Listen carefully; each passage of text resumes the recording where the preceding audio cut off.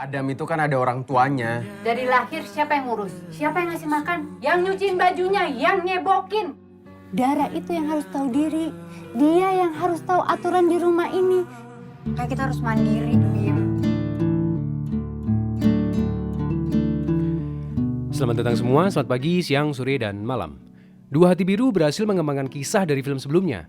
Jika Dua Gadis Biru semestanya ngomongin tentang respon hamil di luar nikah, Dua Hati Biru menyajikan kisah Bima dan Dara ketika menjadi sepasang suami istri muda yang telah mempunyai anak.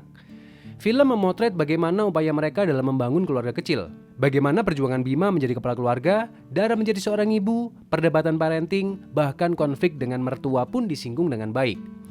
Film ini sangatlah relate dengan banyak orang, menyajikan pemandangan yang ada di dekat kita, mampu menjadikan film ini sebagai tempat kita belajar bersama bagaimana menjadi orang tua yang baik. Tapi sayangnya, kisah film ini tak dikemas dengan penuh kreativitas. Dan banyaknya konflik yang ingin disajikan pun membuat emosi filmnya tak begitu terasa. Beda dengan film sebelumnya, Dua Gadis Biru mampu mengemas kisahnya dengan kreatif sekaligus penuh emosi, seperti metafora stroberi dan longtik UKS. Ya, meskipun film ini masih ada sedikit longtiknya sih. Sedangkan Dua Hati Biru hanya menjadi tontonan yang sederhana saja, tak spesial tapi untungnya masih ada detail-detail adegan yang tetap saya sukai. Dua Hati Biru bersetting 4-5 tahun setelah kepergian Dara ke Korea. Anaknya, Adam, hidup bersama Bima dan kedua orang tua Bima. Selama ini ia hanya berkomunikasi dengan Adam lewat video call saja. Kepulangan Dara membuat Adam merasa aneh karena ibu yang ia yakini hanya ada di dalam handphone. Disinilah film kemudian menyajikan perjuangan Dara untuk dekat dengan Adam. Ditambah, kehadiran kembali Dara dalam satu rumah bersama Bima ternyata memunculkan konflik lain. Dua Hati Biru menyajikan kisah sepasang suami istri muda yang sedang memperjuangkan keluarga kecil mereka. Sosok Dara telah digantikan oleh Nura Datau yang sebelumnya diperankan oleh Zara. Perubahan pemain ini mau tidak mau memunculkan perasaan skeptis orang-orang. Rasanya aneh dan seakan menjadi film yang berdiri sendiri bukannya sequel. Tapi, pergantian peran ini sama sekali tak merusak kisahnya. Malah Nura Datau mampu mewujudkan karakter Dara yang bertumbuh, lebih dewasa ketimbang Dara di 4 tahun yang lalu yang masih menjadi seorang remaja. Dara digerakkan oleh Nura Datau menjadi lebih kalem yang telah siap menjadi seorang ibu. Sangat-sangat mendukung fokus utama film ini.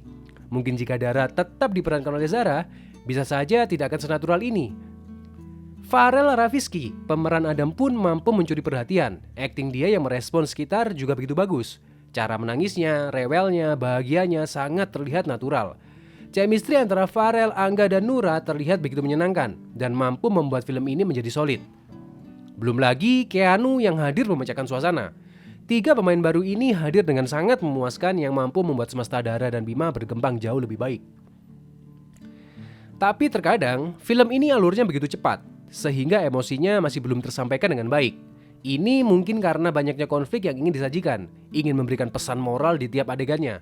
Memang, film ini lebih cocok untuk ditonton oleh kita yang akan menjadi orang tua, penuh pesan pembelajaran yang bisa kita petik. Oh ya, saya suka bagaimana Dua Hati Biru membuka filmnya. Memperlihatkan Bima yang mengajak Adam untuk sholat di masjid. Ini menjadi adegan pembuka yang sangat penting untuk disimak. Mampu menggambarkan Bima yang mencoba menjadi seorang ayah yang baik. Seorang pria standar yang menginginkan putranya menjadi seorang anak yang soleh.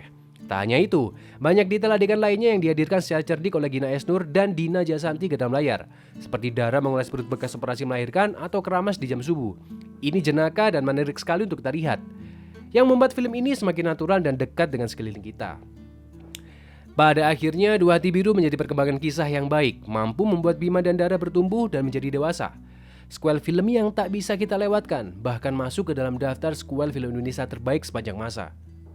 Sampai disinilah obrolan kita dalam topik ini. Terima kasih untuk kalian yang sudah menonton. Sanggahlah yang menurut kalian salah. Mari kita berdiskusi di kolom komentar. Sampai jumpa di bahasan film selanjutnya. Selamat pagi, siang, sore, dan malam.